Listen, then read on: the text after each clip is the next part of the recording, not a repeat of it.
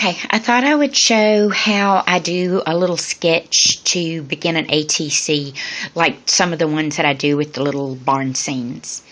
So first thing is sketch off a little barn. So this is exactly how I begin. I always start with the roof of my barn. It just helps me place it, figure out what size it's going to end up needing to be, that sort of thing. So let's get all of the little roof on there. Then we will start with some ground because we've got to set him down. Let's lay in a door. And you can do some kind of little barn-looking windows. If you want a little path going up to the barn door, this one will kind of widen it out on either side. And we'll lay in a little idea of a fence line here coming out from the side of the barn. We can even add some more fence on this side just to kind of take care of that part of the landscape, so to speak.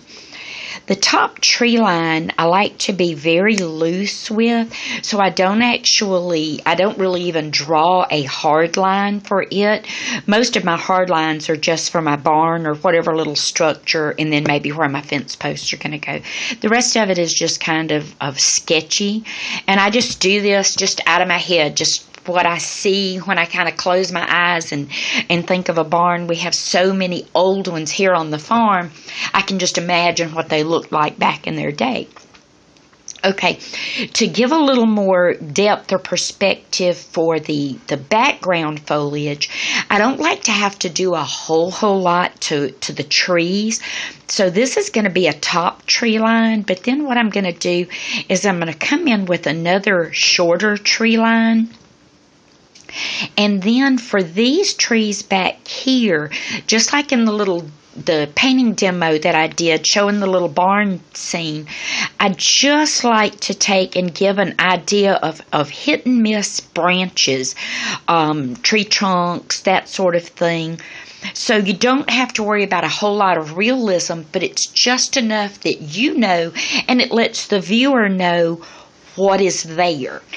These can then be kind of left as they are, or you can just still do some random, once you get the greenery in place.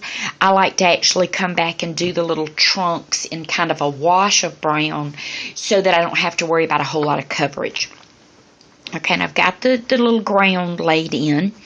So then the fence posts would actually be painted just like little fence posts that I've painted since I learned how to do them in oil painting class. We started with a medium color, then we darkened one side, highlighted the other side, and put little dark caps on the tops of the posts, which I usually do that by just going back and adding a little bit of burnt umber or black, or sometimes black and burnt umber. And then to do the little barbed wire fence, you just do some thinned black.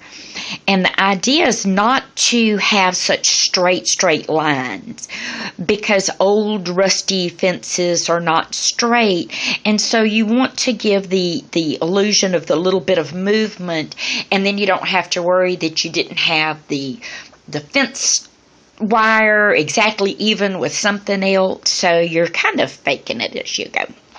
So anyway, that would be just the basic little landscape, and then I would, of course, paint in each one of the sections, go back and do any little detail work. Then I like to take a darker green and come in and do some little, I call it my little squash stone foliage in the foreground, because anytime you put dark in the foreground, it pushes everything else back. So then it gives you a little more depth to your painting. And then you can go back and add your little flowers and whatnot, like I did in the one that I did this morning for the little sunrise. The only difference is I just added the little burst of yellow color back there just to kind of be reminiscent of that that comes in between the barn and the tree line behind the house here. But this painting started out exactly like this little drawing did. So, I mean, that's all I do to them. All right, I'm going to quickly try to, if I can center this in the little camera lens here, give you an idea of how I do a little flower scene. And here we're just going to start out by doing a terracotta pot. And all you have to do is just give yourself an idea of a sketch. Just something that resembles an old terracotta pot. You can set it on some ground and just have some dirt that it's on. You can put a little bit of mixture of greenery and dirt in it. That's going to be up to you.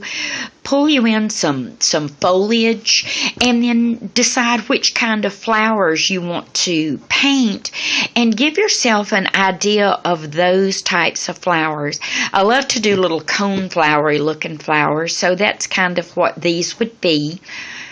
And then this gives me just an idea of placement. Of course, by the time I actually paint this, there may not be that many. There may be more. They may be bigger, smaller.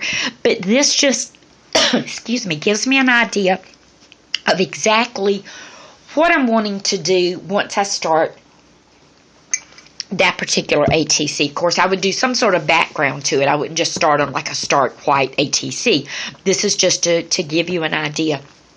And unfortunately, I don't have one of those right here handy with the flower pots painted on it, so I can't like pull it out and show it. But then you can add other little foliage. You can have some coming down the front of the pot, some trailing off the sides of the pot.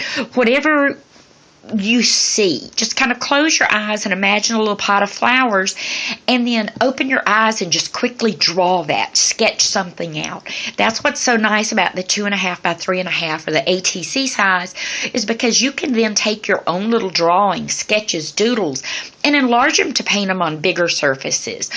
Instead of painting them on an ATC that's out of cardboard or something, cut you some wooden pieces and do little wooden ATCs that you could then use for other decorating in your home or to give to family or friends.